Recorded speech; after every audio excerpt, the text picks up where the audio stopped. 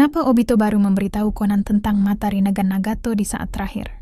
Obito adalah sosok yang hidup dalam bayang-bayang, dan strategi utamanya selama ini adalah mengontrol informasi. Bahkan terhadap rekan-rekannya di Akatsuki, dia nggak pernah sepenuhnya jujur. Termasuk soal satu hal paling penting, asal-usul mata Rinnegan Nagato. Sejak awal, Nagato, yang dikenal sebagai pemilik Rinnegan dan menjadi dewa dari Pain, ternyata hanya pion. Rinnegan itu bukan miliknya secara alami.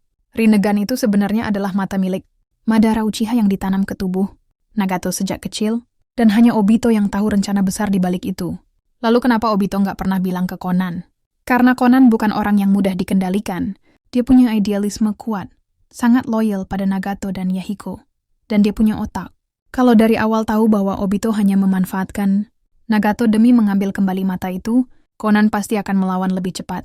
Jadi Obito menyimpan semua itu sebagai rahasia terlarang. Obito baru membuka kartu itu saat Nagato sudah mati.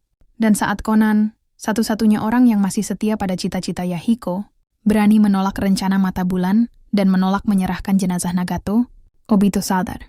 Conan nggak bisa dinego. Dia harus dihabisi. Nah, di saat itulah dia memberitahu Conan kebenarannya, bahwa Rinnegan itu adalah bagian dari rencana besar Madara, dan bahwa dia datang untuk mengambilnya kembali. Bukan karena Obito percaya pada Conan, tapi justru karena dia tahu itu akhir hidup Conan. Dia ingin menunjukkan kekuatannya dan kebenaran di balik semua tipu daya. Dan sebagai bentuk teror psikologis, bahwa semua yang mereka perjuangkan hanya permainan seorang Uchiha. Ini bukan pengakuan, tapi pembuktian, bahwa selama ini Obito memegang kendali penuh, dan hanya dia yang tahu kebenaran, sampai dia memilih untuk mengungkapkannya. Di momen terakhir sebelum darah menutup kisah Conan.